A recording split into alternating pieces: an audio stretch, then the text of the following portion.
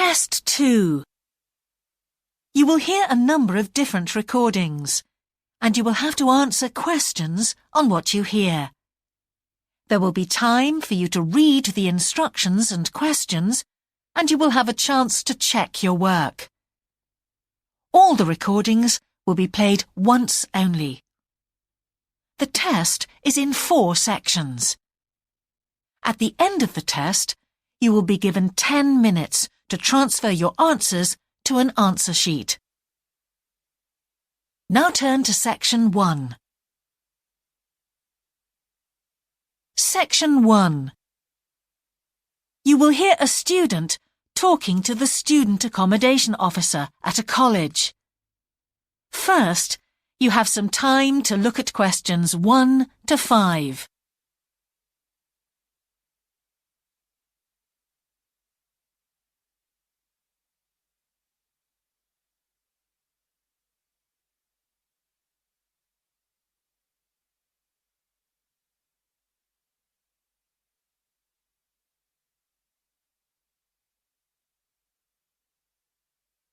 Now we shall begin.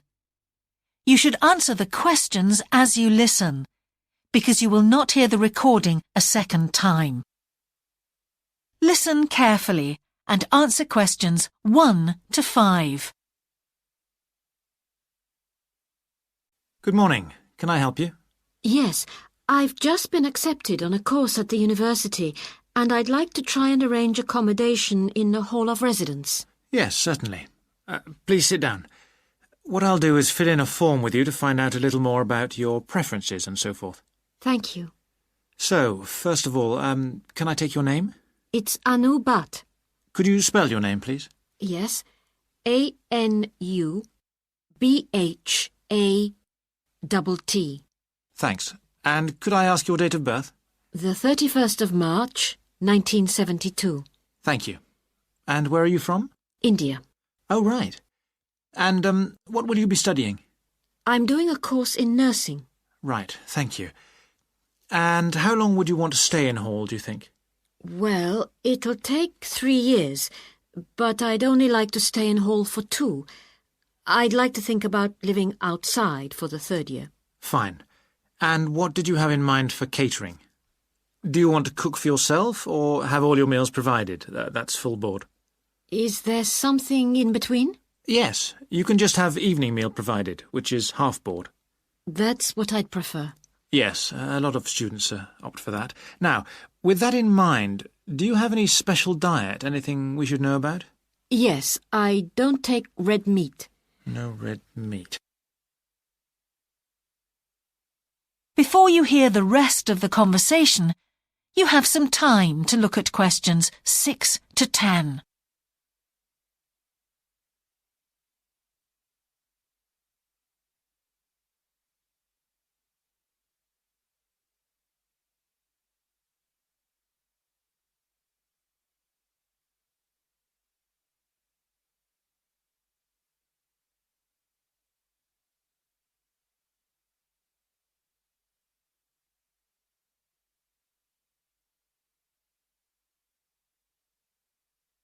Now listen and answer questions 6 to 10. Now, thinking about the room itself, we have a number of options. You can have a single study bedroom or you can have a shared one. These are both what we call simple rooms. The other alternative is to opt for a single bedsit, which actually has more space and better facilities. There's about £20 a week difference between them. Well, actually, my grant is quite generous, and I think the bedsit sounds the best option. Lovely.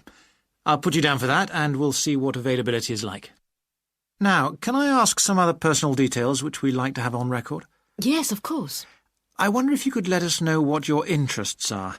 This might help us get a closer match for placing you in a particular hall. Well, I love the theatre. Right. And I enjoy sports, particularly badminton. Ah, that's worth knowing. Now, what we finish with on the form is really a list from you of what your priorities are in choosing a hall, and we'll do our best to take these into account. Well, The first thing is I'd prefer a hall where there are other mature students, if possible. Yes, we do have halls which tend to cater for slightly older students. And I'd prefer to be out of town. That's actually very good for you because we tend to have more vacancies in out-of-town halls. Lucky. Yes. Anything else? Well, I would like somewhere with a shared area, a TV room, for example, or something like that. It's a good way to socialise. It certainly is. That's it. Now, we just need a contact telephone number for you. Oh, sure, I'll just find it. It's 667549. Great. So we'll be in contact with you as soon as possible. That is the end of section 1. You now have half a minute to check your answers.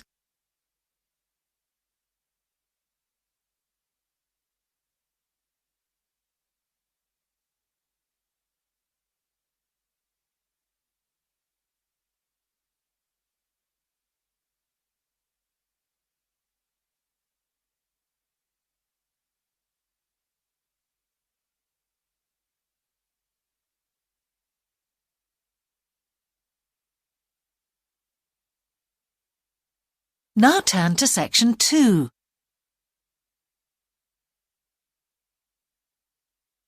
Section 2. You will hear a man giving a talk to new members of a wildlife club in the south of England. First, you have some time to look at questions 11 to 13.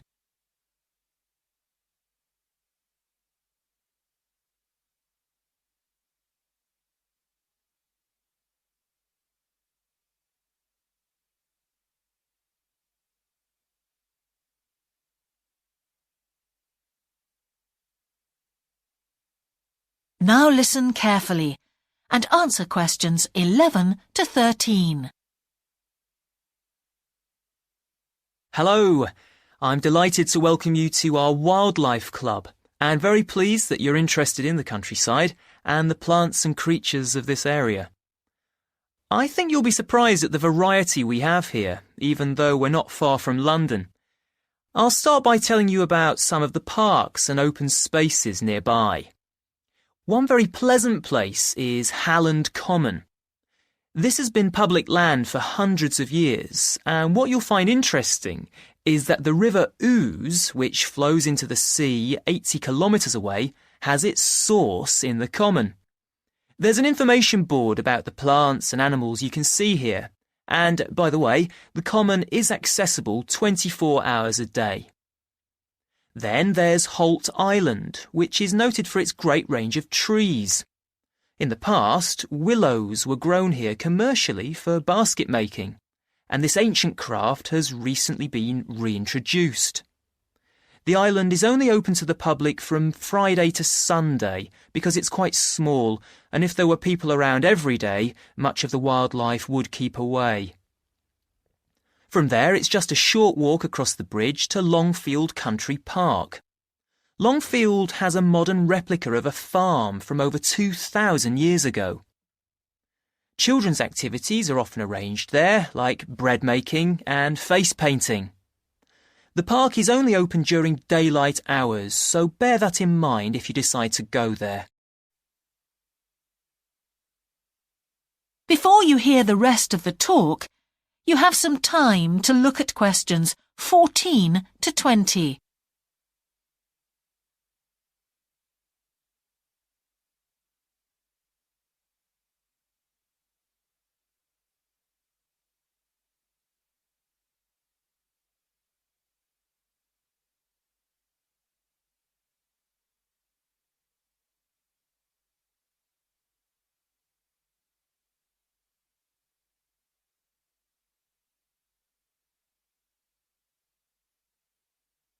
Now listen and answer questions 14 to 20. Longfield Park has a programme of activities throughout the year, and to give you a sample, this is what's happening in the next few days. On Monday, you can learn about herbs and how they've been used over the centuries.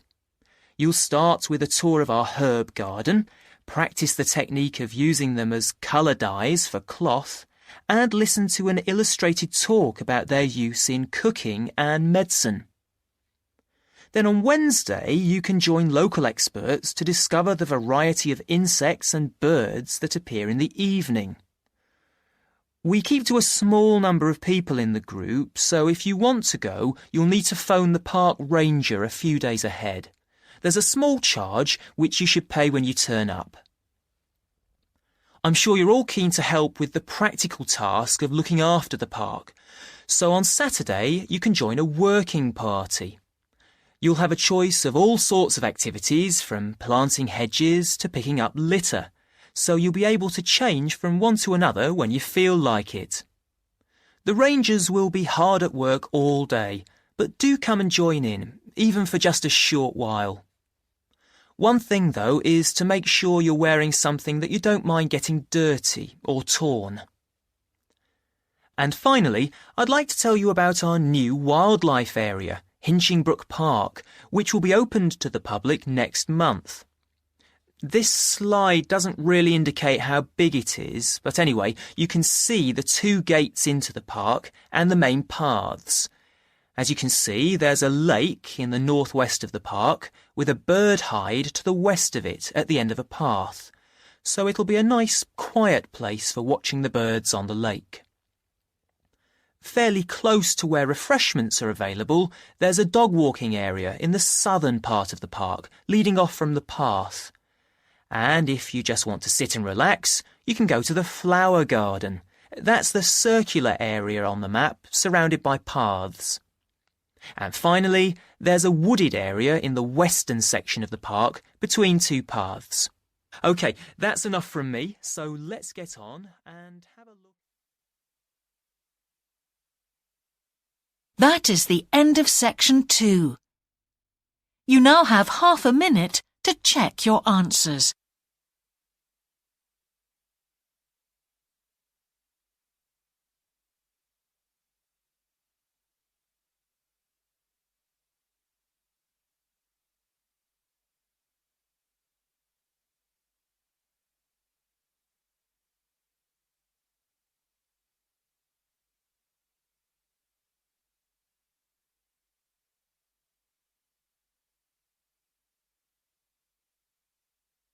Now turn to section 3.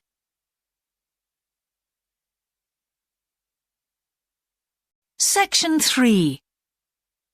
You will hear the Director of Studies in an English Language Centre and a student representative talking about their Self-Access Centre. First, you have some time to look at questions 21 to 24.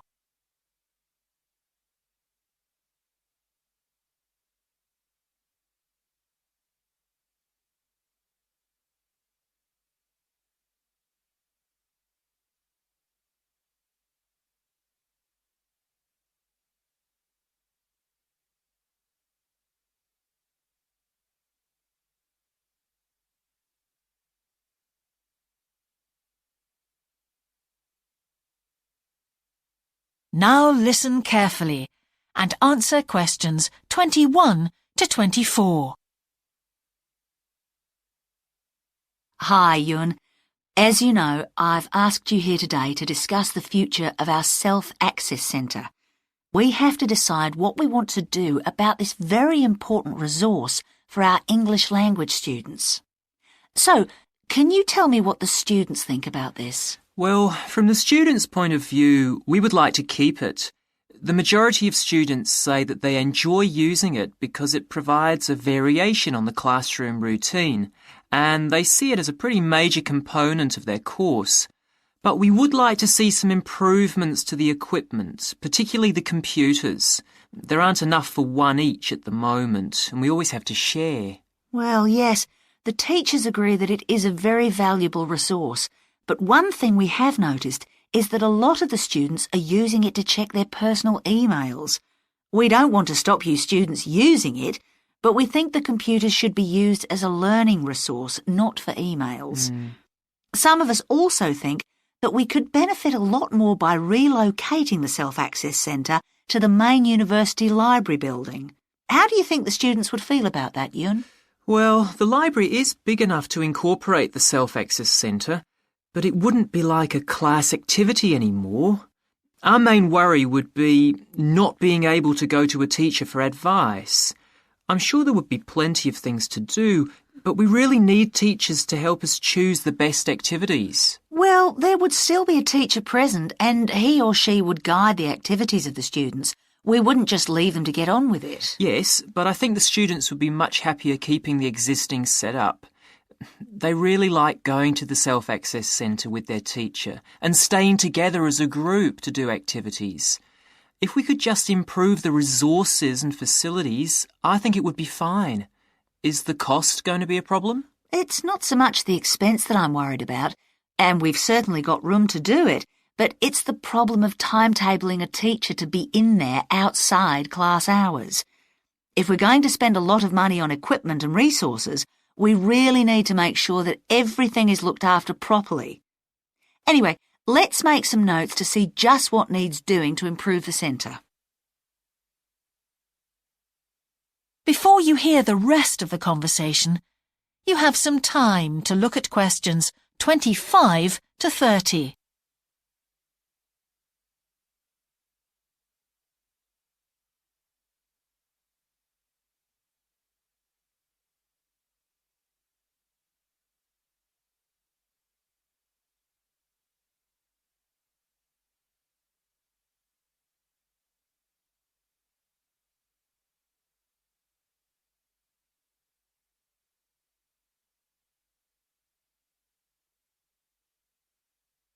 Now listen and answer questions 25 to 30.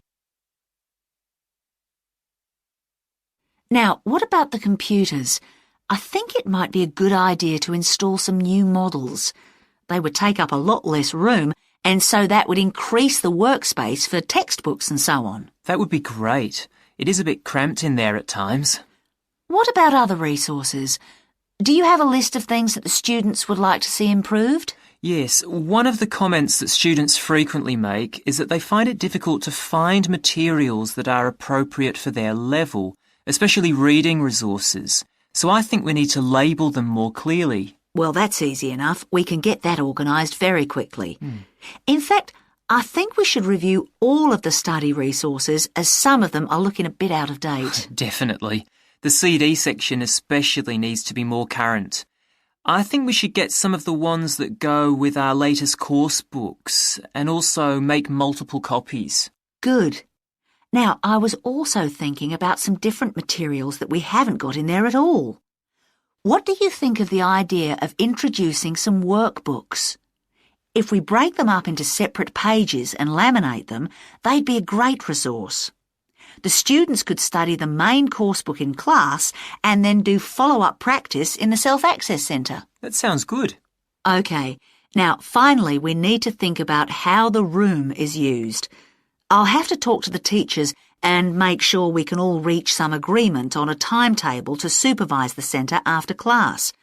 But we also need to think about security too, especially if we're going to invest in some new equipment. What about putting in an alarm? Good idea. The other thing I'd like to do is talk to our technicians and see whether we could somehow limit the access to email. I really don't want to see that resource misused. What about if we agree to only use it before and after class? Yes, that would be fine. OK, anyway, that's great for now. We'll discuss it further when we've managed to sort. That is the end of section 3. You now have half a minute to check your answers.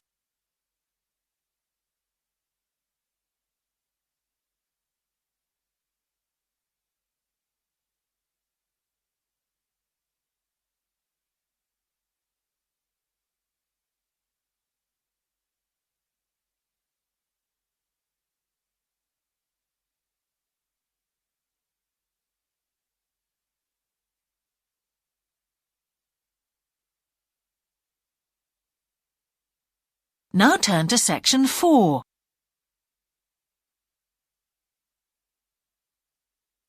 Section 4.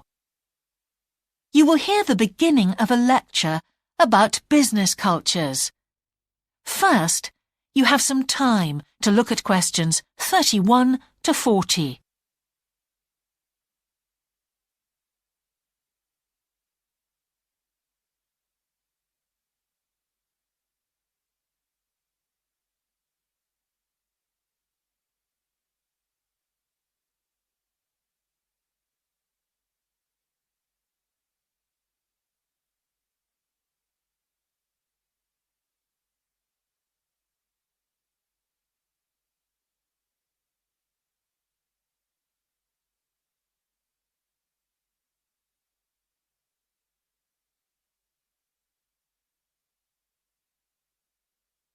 Now listen carefully and answer questions 31 to 40. Good morning, everyone. Now, whether you're going to university to study business or some other subject, many of you will eventually end up working for a company of some kind. Now, when you first start working somewhere, you will realize that the organization you've joined has certain characteristics. And we often refer to these social characteristics as the culture of the organization. This includes its unwritten ideas, beliefs, values, and things like that. One well-known writer has classified company cultures by identifying 4 major types. The first type is called the power culture, and it's usually found in small organizations. It's the type of culture that needs a central source of power to be effective. And because control is in the hands of just 1 or 2 people, there aren't many rules or procedures. Another characteristic is that communication usually takes the form of conversations rather than, say, formal meetings or written memos. Now, one of the benefits of this culture is that the organization has the ability to act quickly. So it responds well to threat or danger on the one hand, and opportunity on the other. But on the negative side, this type of organization doesn't always act effectively, because it depends too much on 1 or 2 people at the top, and when these people make poor decisions, there's no one else who can influence them. And the kind of person who does well in this type of business culture is one who is happy to take risks, and for whom job security is a low priority. The next type is known as role culture. That's R-O-L-E, not R-O-L-L, by the way. And this type is usually found in large companies, which have lots of different levels in them.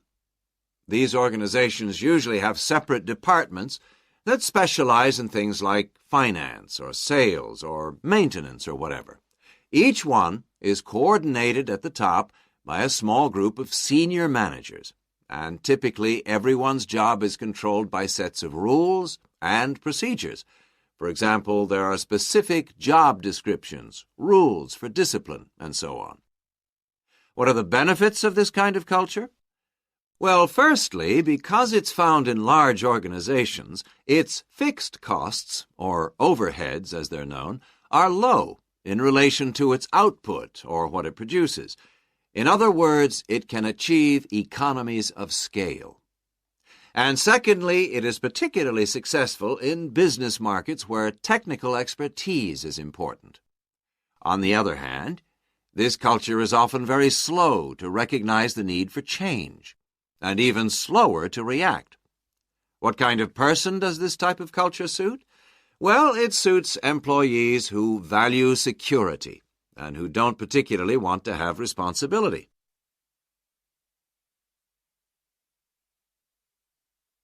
Moving on now to task cultures. This type is found in organizations that are project-oriented. You usually find it where the market for the company's product is extremely competitive, or where the products themselves have a short lifespan. Usually, top management delegates the projects, the people, and other resources, and once these have been allocated, little day-to-day control is exercised from the top, because this would seem like breaking the rules. Now, one of the major benefits of this culture is that it's flexible, but it does have some major disadvantages too. For instance, It can't produce economies of scale or great depth of expertise. People who like working in groups or teams prefer this type of culture. And finally, the fourth category is called the person culture. This type is quite unusual. That is the end of section 4. You now have half a minute to check your answers.